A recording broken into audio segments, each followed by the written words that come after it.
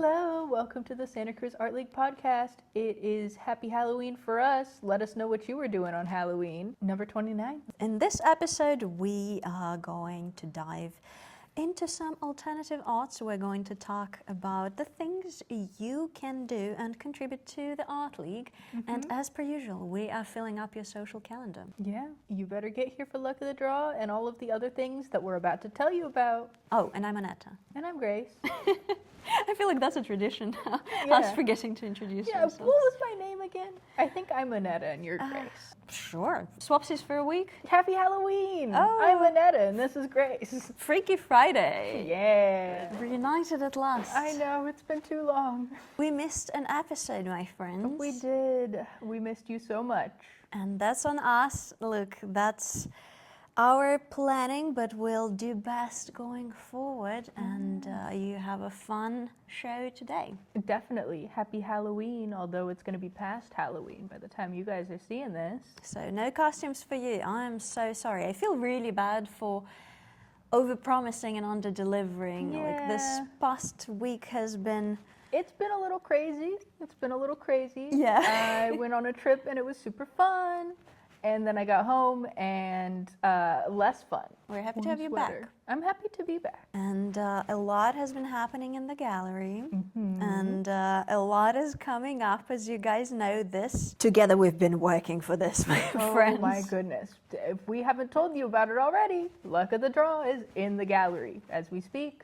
We got 103 pieces donated that are up right now. It's pretty crazy. I'll have you know that I've gotten quite a few texts from people being like, hey, can I drop off my artwork for Luck of the Draw? And I'm like, it's already hanging in the gallery. I don't know if we can add anything anymore. Life has been lifing for all of us, but this event is really exciting and we really hope to see you there. If you haven't purchased your ticket, you still have a chance. Here is the link, how you can do that. Yes, get your tickets. If you're a member, it's less money, but if you still feel like paying $100, you should. We could use it. Absolutely. It's the biggest fundraiser for the Art League of the year, and this year we have a very special MC. It's true. It also looks like our manager, Betsy, is going to be my co-host. Ooh. So we'll have two MCs. Double trouble. That would be really fun. Yeah, I'm super excited. She is a singer, I think, so I feel like she's going to have some stage presence. It's going to be a good time. Oh, how exciting. Well, we'll have to be all in for the event, and don't tell us we didn't warn you. You have still time. It's coming up November 8th, Saturday, so be there. I think that's the last episode they're going to see before the Luck of the Draw. It's true. If you're watching this when it comes out, you need to go and get your Luck of the Draw tickets right now. We will see you on Saturday. If we don't see you on Saturday, I don't know what to tell you. It's on site. We probably will see you on during the next critique group, because the critique group will also be already past when this episode coming out. Yeah, you better come to both. One or the other is fine, I guess, but you're on thin Both. ice. Yeah. If you don't come to either, I don't know. Watch your back. Grace came back sassy. Yeah. I like it. I like it. You wearing your fiery red Yeah. with an it's attitude. It's padded. I'm ready to rumble. She's not joking. I fear she's not joking. So You don't want to see what happens when the cameras aren't recording. I'm just throwing fists. yes, and we're not crying because of how much we have to do and how much is happening. I haven't cried one bit in the last week. I definitely haven't. Fair enough. We believe you. Yeah, I'm sensitive. Aren't we all? Like, I think that's what unites us all as artists, as individuals, is our sensitivity, our love for the beauty and the arts and the community. But I don't know if that's kind of a communal shift, or that's just me, just you, just us. But things have been happening fast. Things I feel like happen all at once, all the time. And especially, I feel like fall is such a weird transition too. Like, I feel like a lot of got bad luck in fall. I don't know. Oh, don't speak that into existence, not with that attitude. Better knock on wood. Like you said, the time's moving just way too fast. It's already Halloween. I am wearing my Mallard's skirt just to remind myself that it's autumn, because my mind is still somehow in September, even though it's That November already. that happens. That happens sometimes. I feel like in my brain it's. There's Fair enough. nothing going on in there sometimes, you know? I feel that. Admittedly, because of how much had been happening in my life, my personal artistic practice had to step on the back burner for the past couple of weeks. Takes a backseat sometimes. Even though I have been fully immersed into leather making, my obsession of the month, so to say, so a lot of the time and effort and energy was going into the education and sourcing and all of that, and it had been really fun. But I do miss just good old creating, putting out a paper and seeing where it goes, The you know? stuff that just comes out easy. Yeah, I do miss that. How is your artistic practice in Texas? Yeah, let's see. I did some doodling. Mostly though, I was visiting my boyfriend in Austin. If you're watching this, hi. Honestly, we just like hung out at home and like watched a lot of TV. We went to Korea barbecue. And we watched some scary movies in succession, and we like binged the Marvel Spider-Man movies. That was pretty fun. And I made him some soup. That counts as art, I think, culinary arts. Absolutely. But it was just a very cozy time. It was nice. I didn't do as much art. I had my sketchbook out a few times. And that was pretty much it. Some periods of our lives are just this way, you know? I was just there to enjoy the warmth. It was so nice and cozy. Ugh, it's so cold here. So I was enjoying that heat and sunshine. And I was feeling super inspired. And then I got home and, oh boy, my cat got injured. And so it's been a whirlwind. Wish Mink get better soon, or just Venmo money directly to Grace. Buy my art, please. You can go to bubbleface.art. I don't think there's anything on there right now. But, Grace has some homework. Oh, no, not another thing. Relatable much? I don't know. Anyways, it's fine. Everything's fine. My boy's doing okay. He's gonna be okay. So, and I've got some studio time this weekend. So, Fun. we're gonna put all these feels into some art. Oh, brother. I feel like my brain is just like a bunch of wild horses that I have to constantly rein in with the different projects and avenues of my life that need my direct attention and care and time.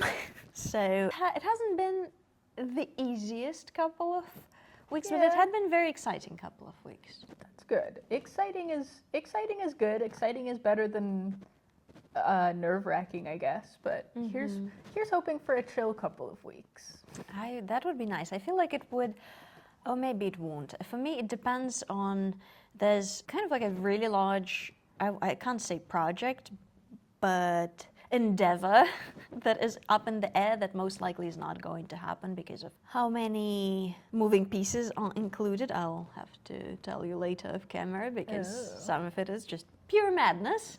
Yes, and madness. some of it feels genuinely like herding cats. If you can imagine what herding cats would look like, that's me trying to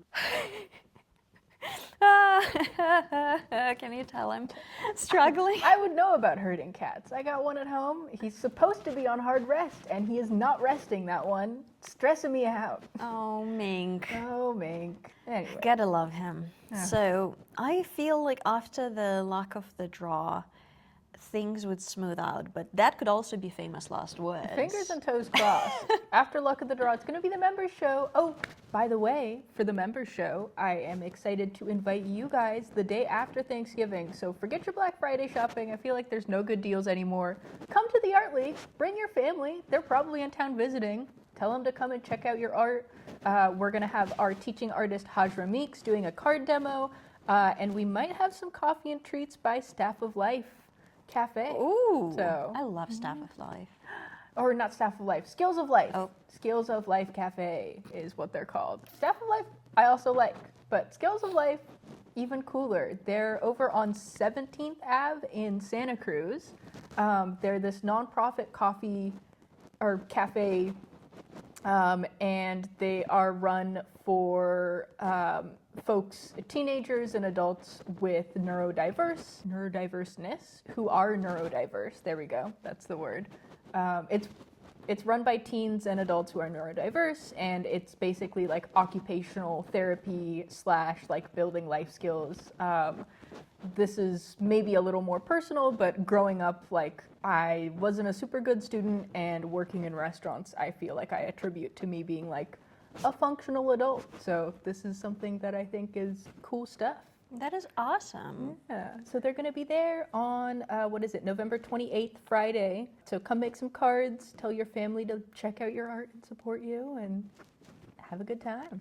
That is really exciting. So we, as per usual, planning and filling up your social calendar, so mark that down.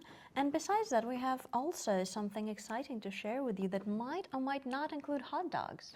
Oh, yes. Okay, so back to Luck of the Draw. We got the... Hold on, I gotta get the name of the artist who donated the piece, because I am not good at remembering things. Well, there have been so many pieces donated, it's hard to keep all of them in mind. This is true. This is true. So it's a crochet hot dog. It's one of the staff favorite pieces. It's fantastic. Obsessed. We love her. Okay, by Liz Crane is the artist, but she made this lovely crochet hot dog. It's like mixed media, so it's also got like ceramic in it as well.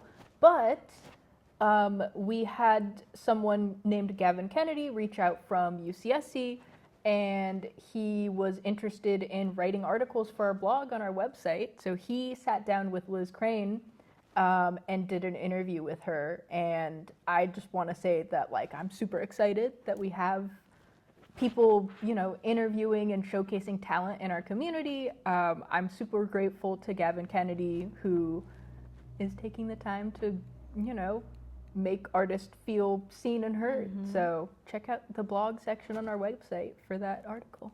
Yeah, absolutely. And if you maybe want to write something for the blog, reach out to us, and maybe you are the next big writer for the Art League. Yes, I would love that. So we do have a members submission section on our website and our blog, so we are equipped. If you have like a story about your artwork, about something that you're working on, maybe you have an interview with another artist that you know, send it our way. We can put it on our blog. That's another exciting opportunity for you, my friend. Well, I feel like Luck of the Draw has been occupying so much of our... It's been everything. Yeah. It's our biggest fundraiser of the year. I don't know how many times I'm saying that. That's like my mantra this month. But it's kind of a big deal, could you tell? It's just a little bit of a big deal. I mean, you're raising money for the Art League's operations, and you're going to get some super sick art for your home. If you're donating, I feel like it's one of those ways that you can tangibly see that your art is making a difference, which I think is really cool, because, you know, as an artist, it's hard not to feel like you're banging your head against the wall sometimes. But well, and it's always nice to see what's happening in your community on top of all of that. It's like you can do art and do good at the same time. And have an awesome, fun event to come out of that. It's going to be super fun. We really hope to see you there. Yeah, you better. Well, talking about talented artists, should we move Is into... it time for a double feature? Double exposure. Exposure. You stubbornly refuse to acknowledge the name. Cannot remember things for the life of me. It's like photography. It's double exposure. Double exposure. Maybe double feature. Okay, No, maybe that'd be we'll like have the to Rocky take Horror Picture Show. You know, that's the double feature. This is the double exposure. Well, Halloween, you know. It is Halloween. Spooky, spooky. And this week you have the contemporary artist. I do. Okay. What do you have for us? I've got a ceramicist. Ooh, how exciting. And this is actually One of my favorite things about, hold on, whose Instagram am I on? So I guess that answers my question, where have you found the artist? Yes, it's on Instagram. He's on Instagram. His name is Jacques, I want to say. Jacques Monneraud. But he makes these delightful ceramics that look like paper and cardboard. And I just think that they are adorable. Oh my God, I absolutely... Isn't that delightful? Oh, you knew you were gonna steal my heart with that. You knew that. It's phenomenal. It is amazing. The amount of care and detail and just like, it's wonderful. Oh my goodness. Anything that looks like something else and not the material it originally is made from. Exactly. My heart is just beating so fast. Yeah, I have this ceramic vase from my grandmother that looks like a paper bag. And she would always talk about how like people jump anytime that she pours water into it. And so this reminds me of that. It's just goodness. That's like, I featured one time the bag I have that is leather that looks like a paper bag. And this is even more incredible because it looks like cardboard. It does. It's fantastic. And the little tape. Right. And the way that it looks like it's torn and wrinkled and crinkled, and it does not look like ceramic. It looks like it was cut with like an X-Acto knife. Right, and it looks like there was like staples or maybe something nibbled on it, but yeah, I just think that it's wonderful. It's so phenomenal. playful and skillfully done, and... Do you know whether it's like actually functional? I believe so, because a lot of his stuff, like he keeps flowers in or all that sort of fun stuff. Right, that tape. What is the tape made of? I have not always liked spinach. It took me a while, if I must be honest. That's the beginning of the post. It feels like we're getting a little essay as well. Right, I like a little bit of... The Scotch tape is made of glaze, a thin layer of glass created by silica and alumina, both melted at 1270 degrees Celsius. That answers my question, and that is even more incredible. Yeah. The tape is made out of glaze? Yeah, that's glaze. Have you ever worked with glaze? If you have... You cannot get it to do what you want it to do. A glaze is a beast of its own. I know. And to have it come out like that... It's wonderful. I am so happy right now. Yeah, it's a little video of the making of it too. Yeah, I'm just enamored by these. I love everything about it. Phenomenal. I feel like that's an example of a brilliant concept executed incredibly masterfully, down to the smallest detail. Right, and the way that he is able to take it in so many different directions, like it's not just one thing that looks like, it's not just a vase that looks like a cardboard box. It's like he built a vase out of cardboard. It's these like wonderful shapes that kind of play into the forms that maybe you're used to seeing in ceramics, but made out of cardboard instead. And it's just delightful. Look at the intricacy of it. I know. It's so meditative. So I can just tell that creating this gives a lot of joy to the artist.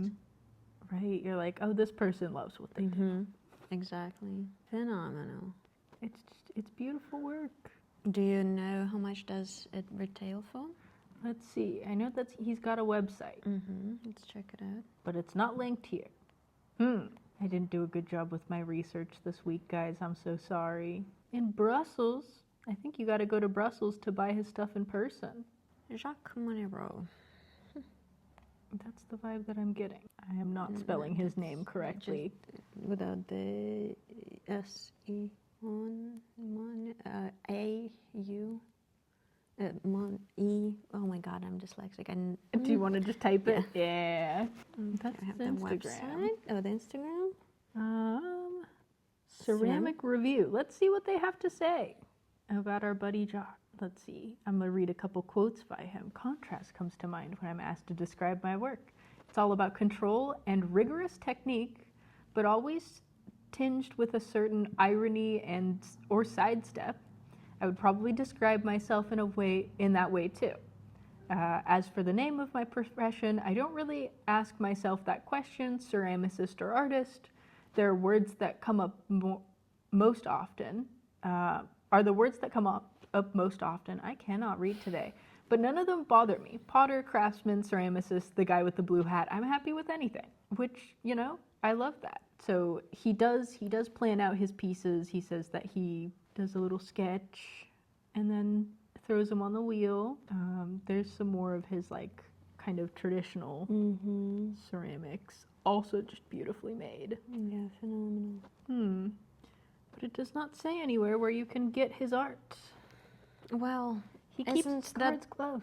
Isn't that a case so often with artists I where we know. create, but we refuse to get paid for our work?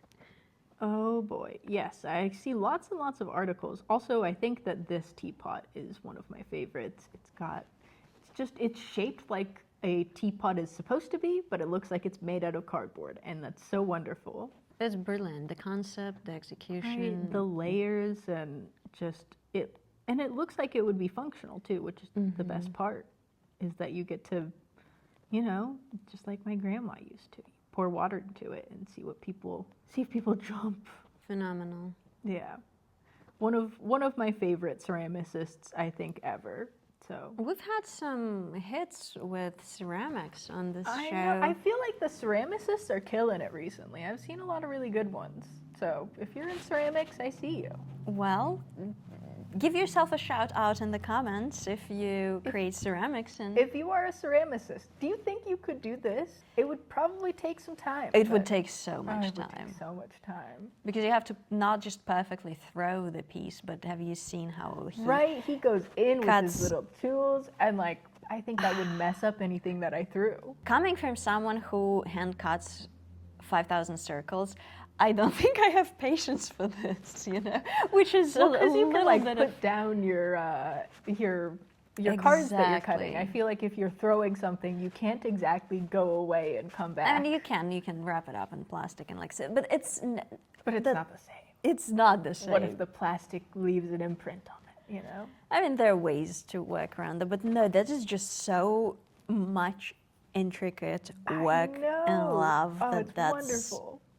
Oof, I'm so happy you shared this. This was Yay. brilliant. Okay. Amazing. And shout out to my gran for instilling my love of whimsy in ceramics. Yeah, absolutely. All right, let's move to the classics. Yes. And Out with the new and with the old. Who do we got? I banned the rules just a tiny bit this week. Rule breaker. You know how we do talk about what does a contemporary artist mean? What does a classical artist mean? And generally, just a quick review for those who maybe are new. The contemporary artist is the ones that are still If you're still alive, you're a yes. contemporary artist. And classics, we've covered some of 16th, 17th, 18th century, which is obviously easy to classify as a classical artist. Yes. But this week, once I connect to the Wi-Fi, Once we've got some internet, you'll find out. this could be an ad break. Your ad could be here. Yes. Subscribe to the. Oh my God! What if we start taking sports betting money? We're not that desperate, okay? No. So this week I am going to share an artist who I would classify as a classical artist just by the pure impact of her work. But Okay. she was born in 1948 in Cuba, and she passed I away. was born in Cuba. We're twinsies. Oh, but she sadly passed away in 1985, so she is no longer with us. She passed away really young, an accident. And the name of the artist is Mendieta, a phenomenal, phenomenal artist that I'm really excited to share just because of her impact on the art world and the somewhat revolutionary approach to the art mending the mediums. So she's an interdisciplinary artist. Ooh, we love That- those. Yes, and she refers to herself as a sculptor, but the works that you can see of hers, some are a performance art. Oh my goodness. Some they are just so deeply viscerally feminist. Yeah. I'm gonna show you some of the That's incredible. preview of her pieces, and some are just like screenshots from her short films that she created. Yeah, this seems like it is got some elements of performance in it. It's got this one I think is very striking. The lady up against the tree and she's covered in mud. It's Arbol de la Vida, Tree of Life, from 1976. It gives me shivers. It genuinely sends a shiver down my spine from how powerful it is. And Right, I feel like they're very compelling and they suck you in. Yeah, just very striking images, all of them. I wanted to share a little bit about her as a person and what shaped her as an artist. Yeah, so she is considered one of the most influential Cuban American artists post-World War II. And like I said, she was born in Cuba in 1948, and when she was just 12 years old with her older sister, she had to flee Cuba because of Fidel Castro's government. So alongside with 14,000 other children, she was sent to the US, which, as you can guess, It's gotta be nerve-wracking. I cannot even imagine the devastation of that, not knowing where your family is, if they're okay, where are you going, it's just an uprooting at such devastating degree that being a young child, and especially a girl that is just about to go through puberty. And it's just figure it out on your own. Yeah. You're with all these other kids who probably are, younger and more scared than you are. And that was known as Operation Peter Pan, where those kids were sent, and she was moved through orphanages and through the system where God, that's hard. like refugee camps and different foster homes, where she just had to pretty much fend for herself. You just gotta survive.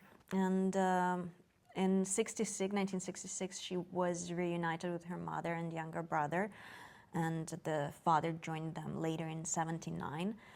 And he spent 18 years in political prison in Cuba. While she was going through all of that, she was placed in Iowa, and she went to an art school there.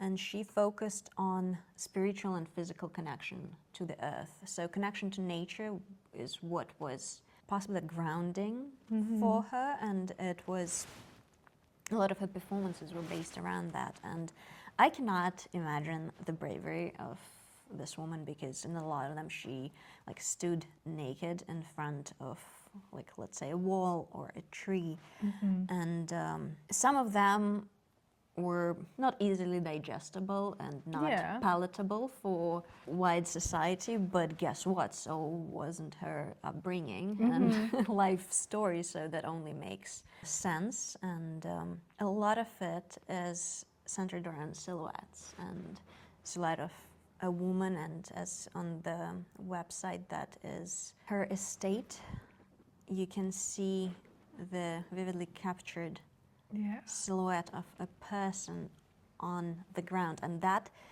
is so brilliant, in my opinion, because you get to capture the emotion and the shape and the figure with the elements, something that is accessible to pretty much any It's like the body of us. is a part of nature, and also there's just this visceral, this one reminds me of that painting of Ophelia, but there's just this visceral feeling of there's should be a person here, there is a person here, you're your mind wants to make that connection. And it's spooky in the best way possible, because it lets, it's not direct, it's not in Right, it's not overt or gory. It's just a little off. but like you said, there should be a person there. What happened to the person? And that theme of displacement and trying to find your place in this world and this country is just It's what she's so beautifully portrayed. And the courage to be seen in her form, in her naked body, that I cannot even imagine what that takes. Some of her performances where she like rolled in blood and feathers. So some of the rituals that can be seen as like barbaric in the United States or like Western cultures, but kind of give a nod to more native practices. It's phenomenal.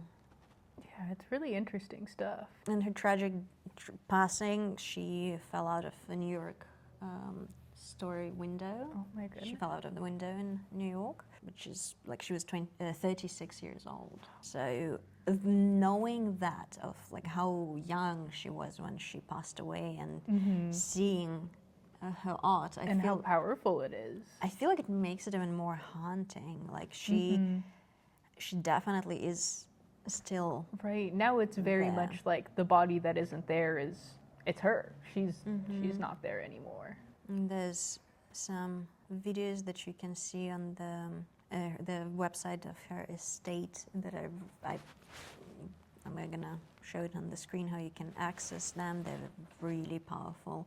And she had an exhibit in Whitney that ended in January. Yeah, she is well known and loved. Very interesting. I'd love to see some of her performance pieces. I feel like I don't know as much about performance art. I think it's not something that I'm as exposed to, and so. Yeah, some of the most famous of her performances, in some of them she was dressed, in some of them she was naked, but she would stand with the back to the camera, and like this is a different one, but she would have her hands in red paint and would just smear slowly in like a silhouette that would be reminiscent of blood. And I feel like blood, as a woman, blood is inevitable part of our womanhood, and we are desensitized to it in a certain way. Oh, for sure. But there's still so much stigma around like, it. You know, I would say that it's in most instances, unless, you know, you're a woman, like seeing blood means something bad has happened. Not to say that like it doesn't suck when that happens, but well, she harnessed that energy into her performances, and honestly, phenomenal. I'm Eva Lavrano. I work at the Embassy Institute, and I assist in research about the relationship between architecture and ecology. Today, I'm speaking about Anna Mendieta's Nile Born. I grew up in Greece. I remember sleeping at the beach and watching the stars at night. I came across Anna Mendieta's Silhouette series, a series of earth bodyworks that Anna Mendieta created between 1974 to 1985. Most of them are pieces created in the land where she uses her body and natural material from the surroundings. She used to say that with the Silhouette series, her body becomes one with nature and nature becomes one with her body. And this is so beautiful to think how bodies and nature collaborate. It's such a fragile object. It's a very thin wooden piece covered with sand. She used sand from the Nile because the object carries the special energy of the landscape, so it brings the vibration of the land. It's ready to collapse, but yet it holds such a powerful structure. The form represents her own body, but I see it in a more universal way. I always imagining it in the actual landscape. What if we put the piece there? What is going to happen? Is it going to dissolve because it's made of sand and return to the ground? And this idea of a human trace that in a way it's so fragile and so ephemeral. We come to the earth, live for a while, leave our traces, and then return to the earth. Beautiful stuff. Phenomenal. And I feel like that concept of just leaving your trace is so powerful, and especially as a woman in this really strong connection to the nature and the theme of subjectivity and impertinence of our existence. It's just so viscerally touching. Yeah, I love the juxtaposition of like beauty and nature with like visceral and a little bit of like I don't want to say body horror because it's not gory, but it gives you just enough of that like uncanny feeling that something isn't right, and I love that. That's such a good right? How can one create something like that? It's phenomenal, and Makes me want to go lay in the mud. right? I feel like that would feel good, honestly, right about now. And I feel like that's such a fresh, refreshing outlook on creating art and what can be considered art, and her, in a way, paving this road of blending performance art with photography, with sculpture, and just reimagining what one person can do, and the significance of it, because sometimes when we are faced with a beast much larger than ourselves, and I feel like that's still really actual for these days, when it's really easy to feel disheartened, discouraged, panicked, all of that. There's like this sense of horror, but also comfort when you're confronted with like how vast and powerful nature is. You know, you feel so small in the grand scheme of things, but that's like, there's also comfort in that. There's also healing and safety and security in knowing that like whatever I do, maybe it doesn't matter as much, you know? I feel like that's the vibe that I get from her work, is that it's impactful and it's powerful, but also it's fleeting. Nature will take its course. Yes, it will. Well, so here's Anna for you. I'm so glad I got to. That was so awesome. Thank you. Really powerful stuff. And I just felt like, you know, in the autumn months and Halloween, well, it's ahead of us as of this moment, but behind us as you're watching it, I just felt like it is a little bit of spooky. And thought-provoking, hopefully. Yeah. Get yourself a nice cup of tea and think about rolling around in the mud or sand. Hey, why not? If you are making performance art, let us know, because I feel like we haven't been really focusing on it much, besides giving shout out to We've obviously gotten our a couple theater. photographers, we've gotten a lot of painters and some ceramicists, and we've got some encaustic stuff too, but we haven't done a ton of performance artists yet, so. So I'm glad Anna's the first, and if you have favorites, let us know. Because admittedly so, I'm also not that well versed in the world of performance art. I have a couple performance artists that I have one specifically that I'm thinking of. Her name escapes me, but she did this one series, you know, where she like sat across from her ex for like hours. And I was like, why would you do that to yourself? I was going to say, haven't we all done that? In silence, in a gallery. They weren't like talking or nothing. Yeah. Oh, well, that sounds painful. Right? Yeah, it was very interesting. She's also the one who like had, you know, a table of a bunch of things, and she just sat in a gallery and was like, you can interact with me however you want to with these various tools, and like people like cut her hair and cut her clothes off, and it's very interesting stuff. Yoko Ono was one of the most prominent in that genre, but that is just knowing people. That would be so terrifying to me. Like, absolutely not. That's a no from me. But, you know, I guess that was kind of the point of it, was that like, you know, people are strange and do things that hurt you. Oh, that reminds me. Wasn't that a Dr. House episode with like a performance artist in it? I love House. I love House so much. I've rewatched that show an embarrassing amount of What's time. it even on? I have no idea. haven't watched it I in miss- probably good 3 or 4 years. It so used it's to be about on time. Netflix, and so I was binging it there. Probably HBO, but I gotta fact check myself. I feel like it's not there. I don't think it's HBO. I think it's gonna be like Peacock or one of those stupid ones. There's way too many of those these days, if you ask me. know. We're going back to pirating, baby. Oh, okay. You didn't hear that from me. Absolutely not. All right. I feel like this has been a densely rich episode. Yes, thank you for hanging out with us. I'm feeling a lot better now. I was pretty fried this morning, so. Art makes life better, doesn't Yes, it? I'm so happy. And we're happy to have you here. Please support the Art League, support us by subscribing, liking, annihilating Yeah. the bell button. Do you see that bell button? Pew! Get it.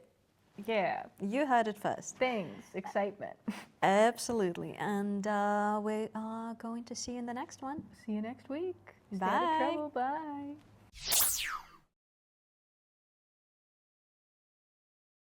Just give me a second so that I don't make something up by accident. I love making things up. This Friday just got freakier. Oh, what? All right.